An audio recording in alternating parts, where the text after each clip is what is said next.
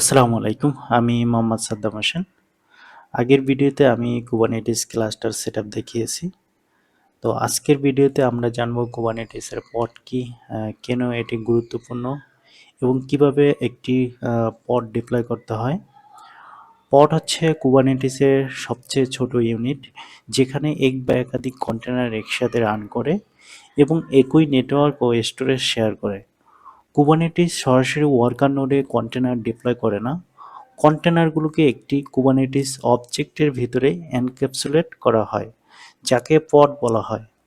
পড হলো একটি অ্যাপ্লিকেশনের সিঙ্গেল ইনস্ট্যান্স, অর্থাৎ কুবারনেটিসে আপনি যে সবথেকে ছোট অবজেক্টটি তৈরি করতে পারেন সেটি হচ্ছে গিয়ে পড। ধরুন একটি সিঙ্গেল নোড কুবারনেটিস ক্লাস্টার আছে।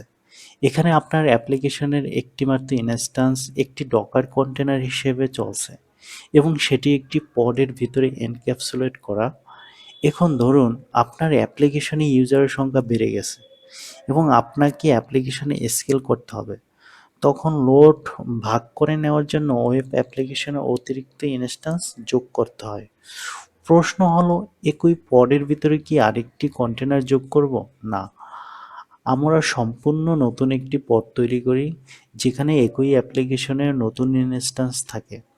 এখন দেখতে পাচ্ছেন একই কুবারনেটিসে নোডে দুইটি আলাদা পড, আপনার ওয়েব অ্যাপ্লিকেশনের দুটি ইনস্ট্যান্স চলছে।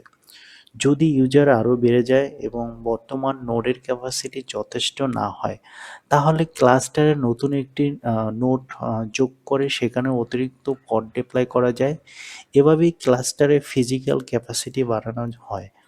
তো এই উদাহরণের মূল বিষয়টি হলো, সাধারণত পড এবং কন্টেনারের মধ্যে ওয়ান টু ওয়ান সম্পর্ক থাকে। অ্যাপ্লিকেশন স্কেল আপ করতে হলে নতুন পড তৈরি করা হয় এবং স্কেল ডাউন করতে হলে বিদ্যমান। আচ্ছা, চলুন দেখে নেই যে কিভাবে একটি পড ডিপ্লয় করতে হয়। তো পড ডিপ্লয় করার জন্য দুইটি ওয়ে আছে। একটি হচ্ছে ডিক্লারেটিভ অ্যাপ্রোচ, অর্থাৎ ওয়াইএমএল ফাইল ইউজ করে। আরেকটি হচ্ছে ইম্পারেটিভ অ্যাপ্রোচ, অর্থাৎ কমান্ড লাইনের মাধ্যমে আপনি পড ক্রিয়েট করতে পারবেন। তো চলুন দেখি। kubectl run nginx pod ms nginx। তো আমার পডটি ক্রিয়েট হয়ে গেছে।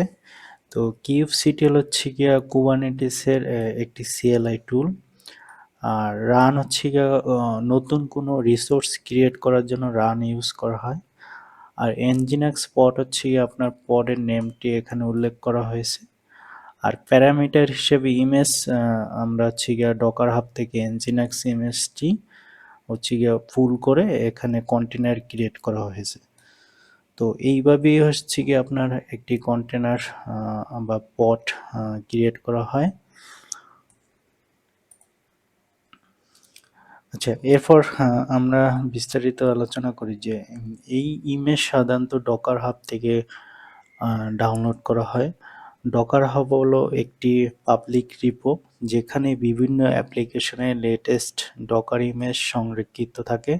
আপনি চাইলে কুবারনেটিসকে প্রাইভেট রিপো থেকেও ইমেজ পুল করার জন্য কনফিগার করতে পারেন।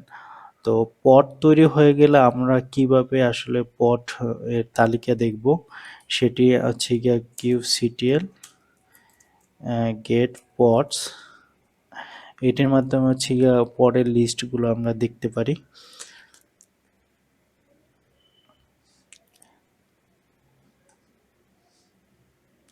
তো পড তৈরি হওয়ার পর প্রথমে এটি কন্টেনার ক্রিয়েটিং অবস্থায় থাকে। এরপর যখন সম্পূর্ণভাবে চালু হয় তখন স্ট্যাটাসটি হচ্ছে গিয়ে রানিং দেখায়। পর্যন্ত আমরা শুধু পড ডিপ্লয় করা শিখেছি, কিন্তু একজন ইউজার কিভাবে nginx ওয়েব সার্ভারে অ্যাক্সেস করবে সেই বিষয়টি এখনো আলোচনা করিনি।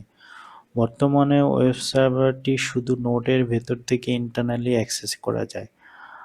পরবর্তীতে যখন আমরা নেটওয়ার্কিং সার্ভিস সম্পর্কে শিখব, তখন দেখব যে এই সার্ভিসটি কিভাবে এক্সটার্নাল ইউজারদের কাছে অ্যাক্সেসেবল করা যায়।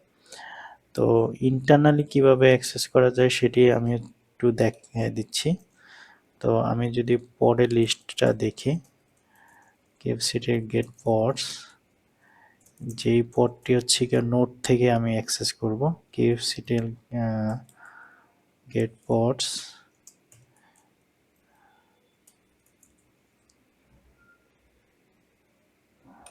তো এটি হচ্ছে আমার ইন্টারনাল আইপি।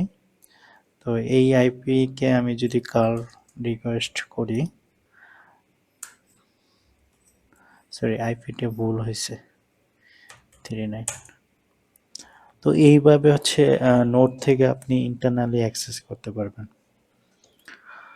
তো আজকে এই পর্যন্তই। পরবর্তীতে আমরা দেখব হচ্ছে পডের ওয়াইএমএল অর্থাৎ ডিক্লারেটিভ অ্যাপ্রোচ এর মাধ্যমে কিভাবে পড ক্রিয়েট করা যায়। নিয়মিত এমন ভিডিও পেতে চ্যানেলটি সাবস্ক্রাইব করুন। আরও ভিডিও ভালো লাগলে অবশ্যই লাইক শেয়ার করতে ভুলবেন না। ধন্যবাদ।